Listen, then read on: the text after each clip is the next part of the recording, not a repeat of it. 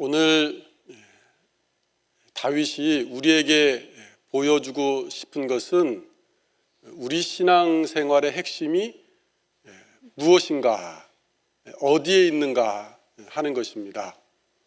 우리 신앙의 핵심은 어떤 큰 일을 성취하거나 또 우리가 성공하는 데 있지 않다 하는 것이죠. 다윗은 그런 외형적인 것보다는 우리 신앙생활의 핵심을 날마다 내가 하나님과 어떤 관계를 맺고 있느냐, 돈독한 관계를 하나님과 쌓아가는 것이 우리 신앙에서 훨씬 더 중요하다, 그렇게 말합니다.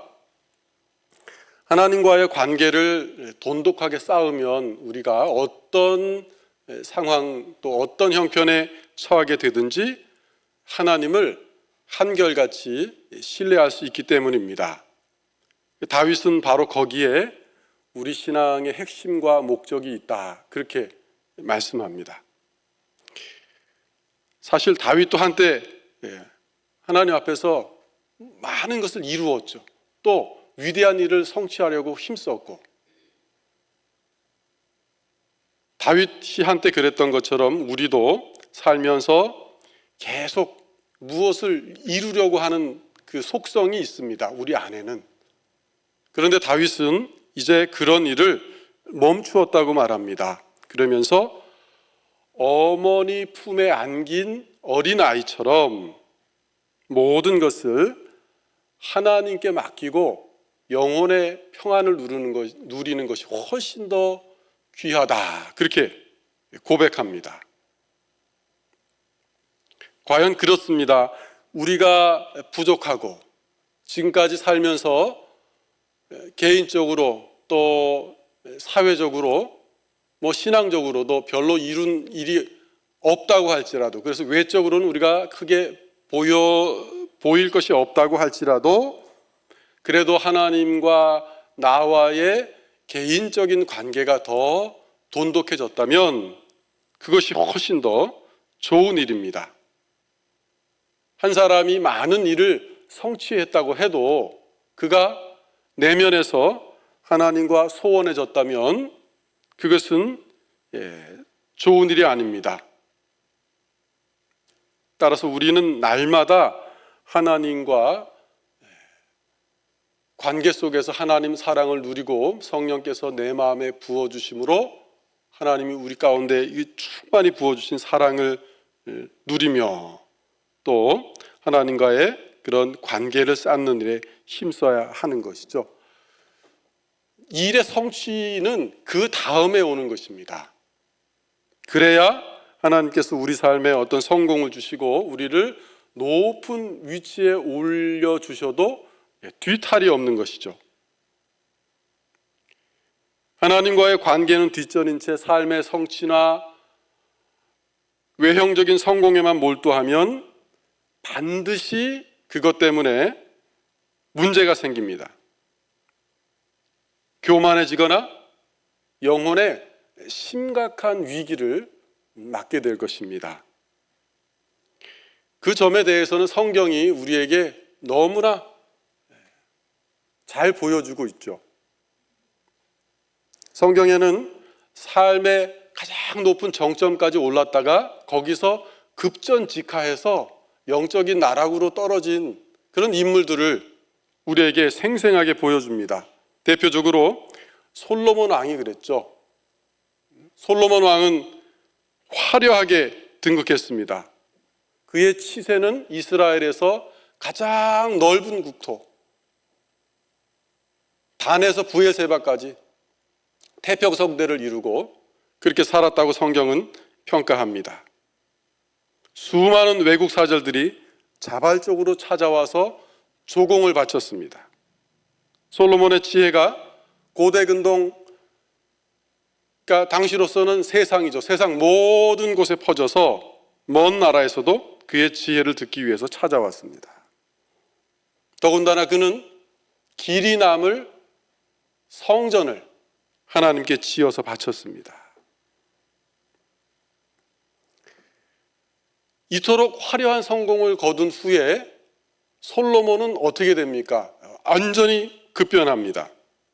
그는 여러 나라에서 수많은 이방 왕비들을 맞이했습니다.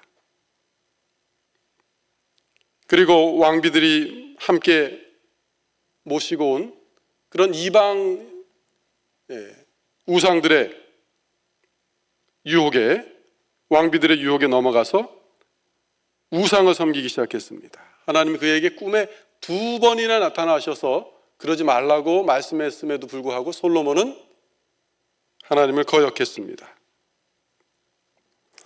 하나님을 그처럼 크게 만난 사람이 어떻게 이렇게 놀라운 은총을 입었던 사람이 이렇게 바닥까지 그렇게 곤두박질할 수 있을까? 성경을 읽을 때마다 도무지 믿어지지 않을 정도입니다. 인간의 이 타락한 심성이 얼마나 끝간데 없이 갈 수 있나 하는 것을 솔로몬은 우리에게 잘 보여줍니다. 결국 그가 하나님 앞에 돌이키지 않은 결과 어떻게 되었습니까? 그의 사후에 아들 때에 이스라엘이 남과 북으로 갈라졌습니다. 이 분열은 이스라엘 역사에서 내내 엄청난 비극이 됩니다. 또 한 사람 더 들어볼까요? 유다의 우시야 왕이 있었습니다. 하나님께서 우시야 왕에게도 강성함을 주셨습니다. 그런데 안타깝게도 그도 강성해지자마자 하나님 앞에 교만해졌습니다. 우시야는 마음을 스스로 높였습니다. 그래서 성전 안으로 들어갑니다. 거기서 또 성소 안에 들어가서 분향을 하려고 합니다. 이것은 이스라엘에서 하나님을 좀 아는 사람이면 감히 시도할 수 없는 일입니다. 웬만큼 마음이 교만해져서는 제사장이 아닌 사람이 성전에 들어가서 분향한다? 생각도 할 수 없는 일이죠. 그런데 우시야가 왕이 돼서 하나님이 강성함을 주신 다음에 그 마음이 높아져서 이 일을 시도합니다.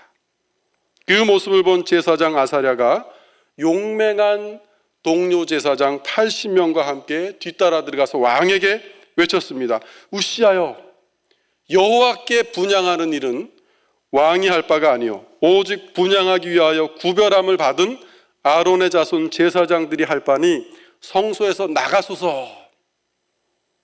왕이 범죄하였으니 하나님 여호와께 영광을 얻지 못하리이다.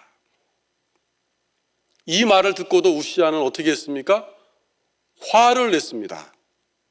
결과는 향단 옆에 섰던 그의 이마에 나병이 발생했습니다. 우시야가 손으로 향로를 잡고 분향하려 하다가 화를 내니 그가 제사장에게 화를 낼 때 여호와의 전 안 향단 곁 제사장들 앞에서 그의 이마에 나병이 생긴지라. 이것을 본 뒤로는 제사장들은 더 말할 수 없었죠. 곧바로 왕이라고 할지라도 즉시로 성전에서 몰아냅니다. 그리고 하나님도 그를 치셨습니다. 우시야의 남은 생애는 어떻게 되었습니까? 이제 본궁에 나오지 못하고 별궁에서 갇혀 지내는 신세가 되었습니다. 이 비극은 역대하 26장에 잘 나옵니다.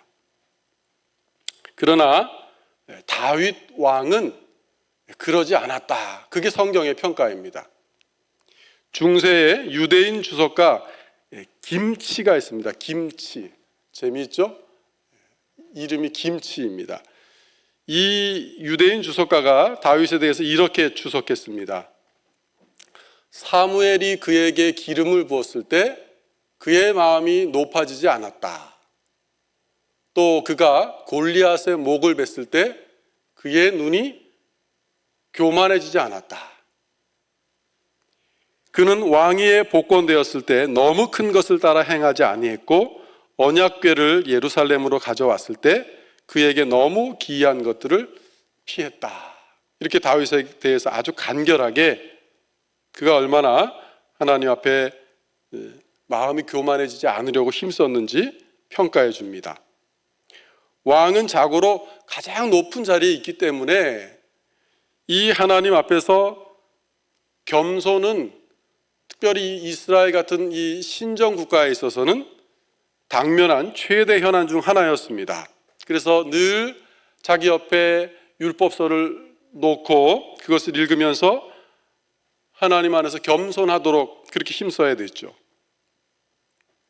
권력의 속성 때문에 이방 왕들의 교만은 어쩔 수 없었습니다. 그러나 이스라엘의 왕만큼은 절대 그러면 안 되었습니다.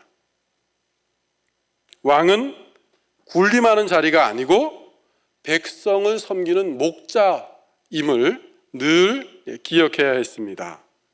그것이 왕뿐만 아니라 이스라엘 전체가 형통하는 길이었습니다. 그러나 안타깝게도 남북 이스라엘 왕들은 공히 하나같이 선지자의 책망을 면하지 못했습니다. 경건한 왕들도 초기에는 잘 통치했지만 이 권력의 맛을 보고 하나님이 형통하게 해주시면 그 뒤에는 교만해져서 하나님의 징계를 받는 것을 우리는 성경에서 볼 수 있습니다. 물론 다윗 왕이라고 해서 여기서 예외는 아니었습니다. 그는 엄청난 죄를 지었죠. 밧세바가 남의 아내, 심지어 자신의 가장 충직한 장군 우리아의 아내였음을 알고도 범했고, 그리고 밧세바가 임신을 했다고 알리자 우리아를 전장터에서 가장 치열한 자리로 내몰아서 죽게 만듭니다. 그냥 살인이 아니죠. 아주 비열한 사악한 그런 살인입니다. 이 죄악으로 인해서 다윗이 하나님께 받은 징계는 참 무겁고 두려운 것이었습니다. 이처럼 다윗도 분명히 정점에서 무너졌던 것만큼은 분명합니다. 그런데 그렇다고 할지라도 성경 기자가 다윗에게 대해 평가한 것은 다른 왕들과는 현저히 다르다 하는 것이죠. 성경 기자는 이렇게 표현합니다. 이는 다윗이 햇사람 우리아의 일 외에는 여호와 보시기에 정직하게 행하고 자기에게 명령하신 모든 일을 어기지 아니하였습니다. 분명히 다윗도 큰 죄, 좀 비열하고 악질적인 죄를 지었는데 왜 성경 기자는 다윗에 대해서만큼은 이런 후한 평가를 내렸을까 하는 것이죠. 오늘 우리가 읽은 이 시편 131편에서 그 해답을 찾아볼 수 있습니다. 다윗은 오늘 하나님 앞에서 자신이 왕으로서 교만해지지 않기 위해서 어떤 결심을 품고 살았는가 하는 것을 우리에게 보여주죠. 1절과 2절에는 다윗이 한 결심이 이제 구체적으로 나옵니다. 1절에서는 먼저 부정적인 결심을 합니다. 그리고 2절에서는 긍정적인 다짐을 하죠. 우선 다윗은 하나님 앞에서 내가 뭐뭐 하지 않겠습니다. 그런 세 가지 다짐을 합니다. 1절을 다시 보시면 거기 세 가지 다짐이 나옵니다. 여호와여 내 마음이 교만하지 아니하고, 그 다음 내 눈이 오만하지 아니하오며, 그 다음 내가 큰 일과 감당하지 못할 놀라운 일을 하려고 힘쓰지 아니하나이다. 이렇게 세 가지 부정적인 다짐을 먼저 합니다.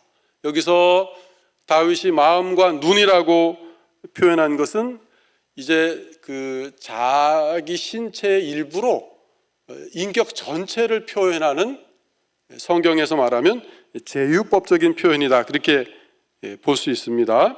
그래서 다윗은 이 하나님 앞에서 마음을 통해서 하나님, 제가 교만하지 않겠습니다, 또 눈을 통해서 오만함을 범하지 않겠습니다, 그렇게 고백하는 것입니다. 자기 마음 그리고 눈을 높이 든다는 것은 교만한 사람의 특징입니다. 이것은 고귀한 뜻을 품는 것과는 다릅니다. 다윗은 높은 마음과 높은 눈, 즉 교만하고 오만한 마음과 눈을 버리겠다고 말하죠. 이어서 자신은 이제 위대한 일을 하려고 힘쓰지 않겠다고 다짐합니다. 내가 큰 일과 감당하지 못할 놀라운 일을 하려고 힘쓰지 아니하나이다. 왕의 위치에 있었기 때문에, 또 다윗 시대에는 국력이 강성해졌던 그런 때였기 때문에 마음만 먹으면 왕이 뭐든지 할 수 있습니다. 그러나 다윗은 그러지 않겠다고, 자신의 한계를 겸허히 수용하겠다고 다짐합니다. 한 나라의 왕이었지만 허황된 생각에 사로잡혀서 업적을, 치적을 쌓아서 후대에 이름을 남기는데 치중하지 않고 자신의 분수와 한계를 지키겠다고 그렇게 다짐합니다. 그렇다고 해서 이 말씀이 하나님 앞에서 우리가 어떤 고귀하고 큰 뜻마저 품지 말라, 그런 의미로 한 말은 절대 아닙니다. 하나님 보시기에 선하고 좋은 일들은 당연히 우리가 추구해야 되죠. 그리고 하나님이 우리에게 사명으로 주시면 힘을 써야 되죠. 이루기 위해서. 다윗도 분명히 많은 업적들을 이루었습니다. 따라서 다윗의 말은 어떤 뜻이냐? 인간이 감히 하나님의 영역에 도전하거나 각자에게 맡겨주시는 그 합당한 일, 크고 작은 일의 범위를 벗어나서 그것보다 더 큰 일을 도모해서는 안 된다는 의미입니다. 그저 우리에게 각자로 맡겨주시는 우리 삶의 일들, 또 우리 직분, 이런 것들을 잘 감당하며 살아가면 됩니다. 그러나 우리 주위에는 그렇지 않은 사람들이 너무도 많습니다. 조금 형통해지면 이름을 내려고 합니다. 남들에게 드러내고 싶어 하고, 좀 더 화려한 일을 도모하고, 자기를 높이기 위해서 업적을 쌓으려는 사람들이 참 많습니다. 그러나 다윗은 이제 자기는 그런 마음을 버렸다, 그렇게 고백합니다. 다윗은 한 나라를 책임지는 왕의 위치에서 고뇌도 참 많았을 것입니다. 높은 자리에 앉은 그는 지금까지 많은 일들을 해냈고 위대한 성취를 이루었습니다. 일개 목동의 자리에서 왕의 자리까지 올랐습니다. 얼마나 이게 자랑스러운 일입니까? 대단한 성취죠. 게다가 다윗은 하나님 앞에서 언약까지 받습니다. 그 왕조가 영원히 지속되리라는 이 놀라운 언약까지 받습니다. 이처럼 다윗은 평범한 사람들은 꿈도 꿔보지 못할 그런 큰 성취를 이미 맛보았습니다.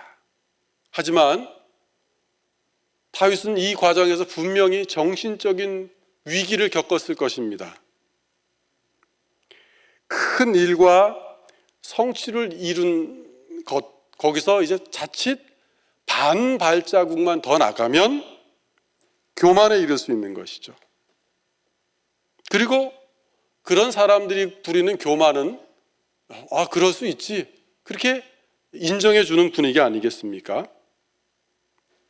그러나 다윗은 다짐합니다. 교만한 마음을 버리고 오만한 눈을 버리고 위대한 일을 성취하겠다는 마음을 버립니다. 이 말은 위대한 일을 이루려는 성취욕 때문에 하나님과 자신이 돈독한 관계를 쌓지 않고 그렇게 살아가는 일이 없도록 하겠다는 다윗의 다짐을 잘 보여주죠.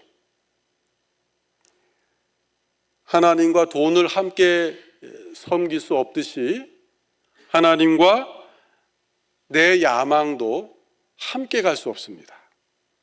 결국 사람에게 있어서 하나님이냐 돈이냐, 하나님이냐 일이냐, 항상 갈등하게 되어 있습니다. 함께 갈 수 없습니다. 자, 그러면 지혜는 어디에 있는 것일까요? 성경은 우리에게 어떻게 살아가라고 말씀하는 것일까요? 지혜는 먼저 하나님과의 관계에 힘쓰라는 것입니다.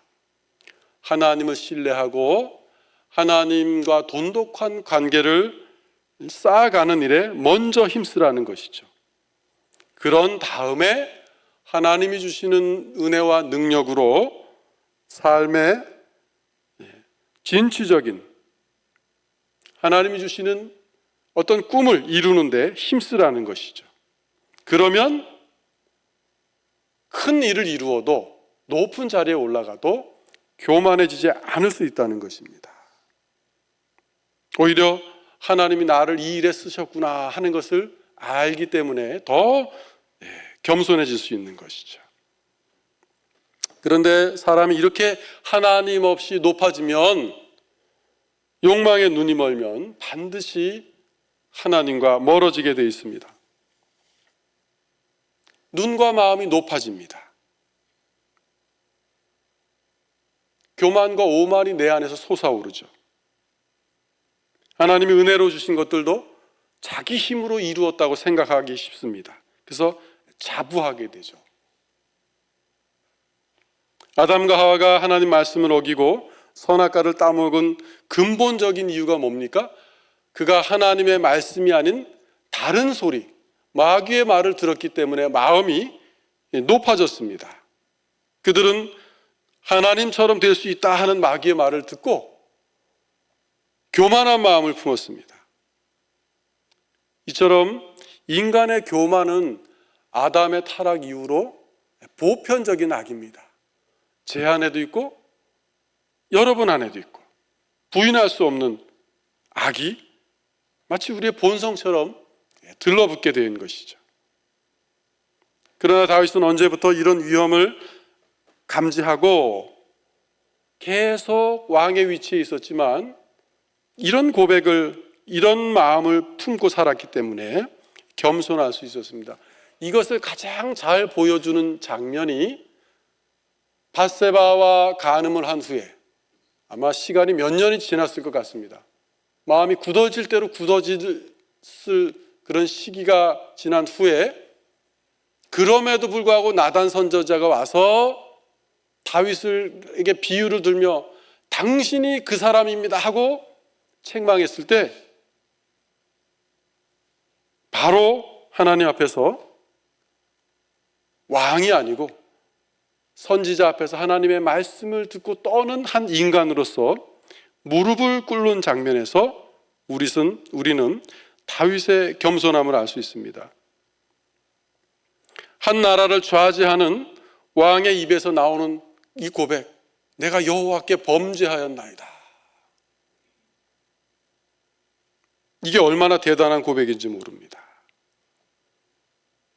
그리고 그 이후로도 다윗은 계속 교만하지 않으려고 힘썼고 오만하지 않으려고 힘썼고 이 일의 성취 때문에 하나님을 멀리하지 않으려고 힘썼습니다. 왕좌에 있으면서도 늘 겸손하게 하나님이 주신 한계 안에서 백성들을 섬기겠다고 다짐합니다. 그러면 이런 유혹은 왕들이나 성공한 사람들에게만 있는 것일까요? 우리에게는 없을까요? 우리 안에도 그럴 소지는 항상 있습니다. 우리도 하나님이 주신 삶의 자리에 만족하지 못하고 계속 더 많이 벌려고 하고 더 성공하려고 하고 더 좀 잘 살아보려고 애쓰다 보면 어느덧 하나님과 멀어지기 쉽습니다. 따라서 우리도 다윗이 품었던 이 다짐을 늘 품어야 합니다. 우리 삶에 하나님이 어떤 한계를 정해주시면 우리는 겸허히 그것을 수용할 필요가 있습니다. 다윗의 가장 큰 소원은 하나님의 성전을 예루살렘에 짓는 것이었습니다. 하지만 하나님께서 선을 딱 그으시죠. 뭐라고 말씀합니까? 너는 성전을 짓기에 피를 너무 많이 흘렸다. 이 신정 국가에서 왕이 이룰 수 있는 최고의 업적은 성전을 짓는 것입니다. 그런데 그 꿈이 무산된 것입니다. 크게 섭섭해하고 화가 날 수도 있는데 다윗은 아주 순순히 하나님 말씀에 따릅니다. 그리고 자기 아들 대에 짓겠다고 하신 하나님의 말씀을 따라서 이 성전 공사에 필요한 자재를 모으는 일에 힘씁니다. 우리도 마찬가지입니다. 우리의 꿈이 있고 우리가 바라는 것이 있고 내 자녀에게 바라는 것들이 있지만 혹시 하나님께서 우리 삶에 어떤 한계를 정해주시는 것 같으면 우리는 인정해야 됩니다. 가슴 아프더라도 끌어안고 가야 됩니다.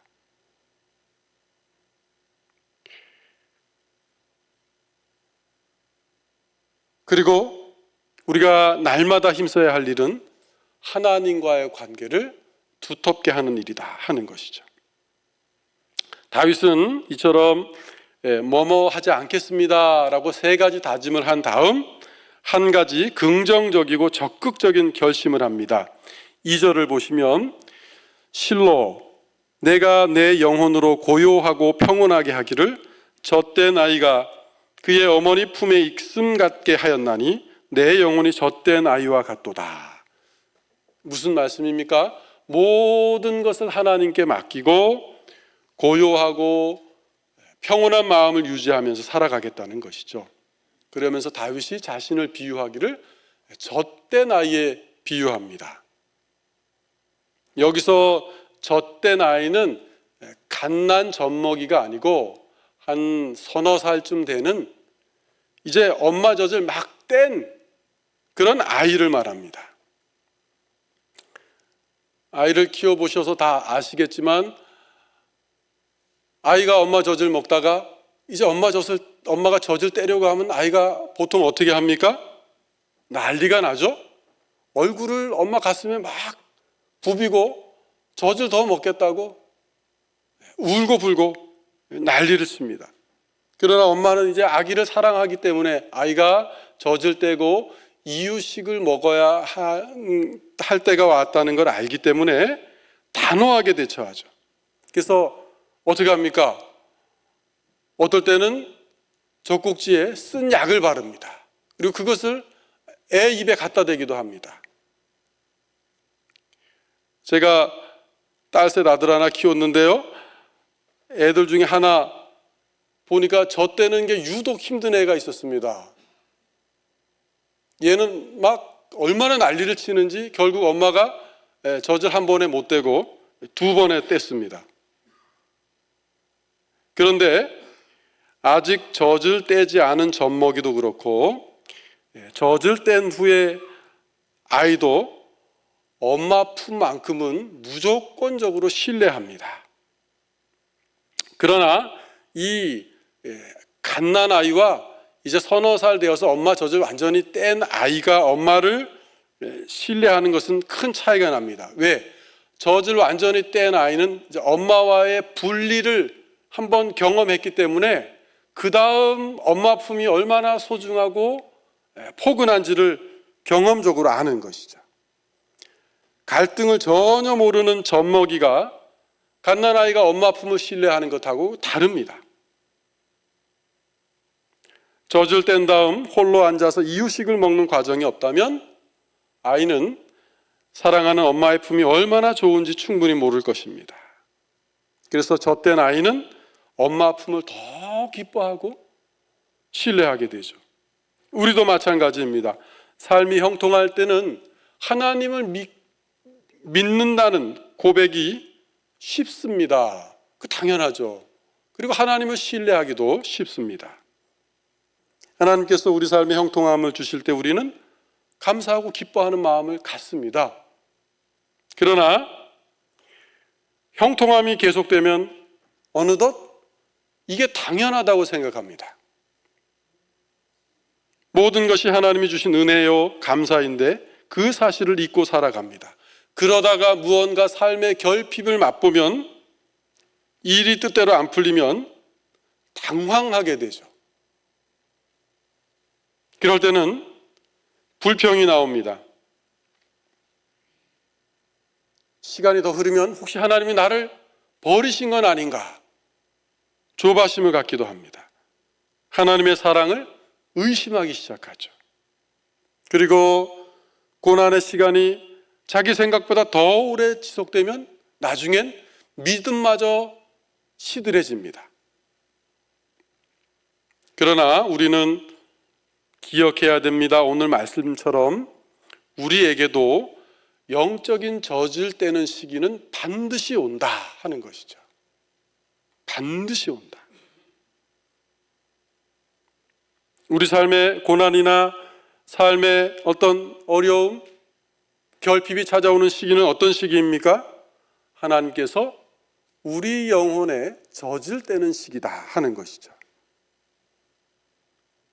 우리가 이 사실을 꼭 명심할 필요가 있습니다. 그리고 그런 시간들 가운데 우리가 오늘 말씀을 기억한다면, 그리고 인내한다면 내가 하나님 품에 있을 때 받았던 은혜가 얼마나 놀라운 것인가, 또 그 젖을 뗀 시기가 지나고 하나님과의 관계를 다시 돈독하게 회복하면 하나님이 얼마나 신뢰할 만한 분인가 하는 것을 더 깊이 느끼게 될 것입니다. 이게 바로 젖된 나이가 다시 엄마 품에서 느끼는 그런 고요한 평화인 것이죠. 이제 다윗은 시를 마치면서 이렇게 권면합니다. 3절을 보시면 이스라엘아 지금부터 영원히 여호와를 바랄지어다. 이런 권면은 이렇게 깊은 어떤 고난, 시련을, 아픔을 통과한 후에 나올 수 있는 것이죠. 믿음의 인내가 우리에게 낳는 것은 소망입니다. 소망. 그리고 우리의 소망에는 전염력이 있습니다. 하나님께 소망을 품은 사람은 그 소망을 자기 안에만 가둬두지 않습니다. 주위에 퍼뜨립니다. 그래서 다윗은 자신이 품은 그 소망에 동참하라고 우리를 부릅니다. 이스라엘아 지금부터 영원까지 여호와를 바랄지어다. 다윗에 의하면 소망이 무엇입니까? 하나님을 바라보는 것입니다. 하나님을 바라보는 것. 하나님을 바라본다는 것은 구체적으로 무엇일까요? 하나님의 말씀을 붙드는 것입니다. 하나님의 때를 기다리는 것입니다. 우리의 소망은 우리가 소망을 품는다고 주어지는 것이 아닙니다. 소망 자체에서 소망이 나오는 것이 아닙니다. 우리의 소망은 하나님으로부터, 더 구체적으로는 하나님의 말씀으로부터 나오는 것이죠. 소망은 하나님이 내려주시는 것입니다. 이렇게 하나님께만 소망을 두는 훈련, 말씀 앞에서 기다리면서 인내하는 훈련을 해나가야 합니다. 그러므로 이스라엘아 지금부터 영원까지 여호와를 바랄지어다 라는 이 다윗의 권면에 어린아이 같은 마음으로 응답하시는 여러분이 되시기를 바랍니다. 그럴 때 엄마 품에 안긴 이 젖된 아이처럼 우리 성도님들도 고요하고 평온한 심령으로 하나님의 은혜를 기뻐할 수 있을 것입니다. 이제 말씀을 마칩니다. 오늘 다윗은 이 시를 여호와여 그렇게 부르면서 시작합니다. 그리고 마지막에 마칠 때는 여호와를 신뢰할 것을 촉구하면서 마칩니다. 수미상관을 이루는 것이죠. 구약의 왕 다윗은 영원한 왕으로 오신 예수 그리스도의 모형입니다. 그래서 동방의 교부들 아타나시우스나 크리소스톰 같은 교부들은 이 시편의 주제를 마태복음 18장 3절에 나타난 주님의 말씀과 연결시켰습니다. 진실로 너희에게 이르노니 너희가 돌이켜 어린아이들과 같이 되지 아니하면 결단코 천국에 들어가지 못하리라. 어린아이들의 가장 큰 특징이 뭡니까? 어린아이들의 가장 큰 특징, 엄마만 있으면 되는 것이죠. 다 아무리 좋은 것이 있어도 엄마가 없으면 어린아이들은 안절부절입니다. 자기 부모만 바라보는 것이 어린아이입니다. 좋은 것이 다 사라져도 엄마 손만 붙들고 있으면 어린아이는 안심하는 것이죠. 우리도 마찬가지입니다. 그런 어린아이 같은 마음으로 하나님을 의지해야 한다 하는 것이죠. 예수님은 전적으로 아버지를 의지하며 사셨습니다. 겸손하신 주님이 말씀하십니다. 수고하고 무거운 짐진 자들아 다 내게로 오라. 내가 너희를 쉬게 하리라. 나는 마음이 온유하고 겸손하니 나의 멍에를 메고 내게 배우라. 그리하면 너희 마음이 쉼을 얻으리니 이는 내 멍에는 쉽고 내 짐은 가벼움이라 하시니라. 그렇다면 우리도 이런 예수님을 본받아서 예수님의 말씀으로 우리의 멍에를 삼고 우리도 이제부터 영원까지 하나님을 의지하면서 살아가야 하지 않겠습니까? 오늘부터 하나님과의 더 깊은 관계, 날이 갈수록 돈독한 관계를 쌓는 일에 힘써야 하지 않겠습니까? 그렇게 한 주간 하나님 앞에서 젖된 어린아이같이 평온함을 맛보면서 또 믿음으로 그렇게 승리하며 사시다가 또 하나님 앞에 나오시는 저와 여러분 되시기를 기도드립니다. 기도하시겠습니다. 하나님 아버지, 우리가 늘 하나님 앞에서 마음을 낮추게 하여 주시고 하나님 말씀에 우리의 시선을 고정하게 하여 주시고 삶의 형통함보다는 하나님과의 관계에 더 힘쓰며 하나님이 우리에게 주신 이 구원이 얼마나 놀랍고 감사한 것인지를 날마다 곱씹으며 우리 삶에 주어진 모든 은혜가 정말 하나도 당연한 것이 없고 다 하나님 아버지께로부터 은혜로 자비로 내려오는 것임을 다시 한번 고백하며 살아갈 수 있도록 도와주시옵소서. 그리하여 늘 젖을 땐 어린아이가 엄마의 품을 한없이 신뢰하는 것처럼 우리도 하나님의 품 안에서 그 말씀을 붙들고 어린아이처럼 주님을 신뢰하며 살아갈 수 있도록 도와주시옵소서. 예수님 이름으로 기도드립니다. 아멘.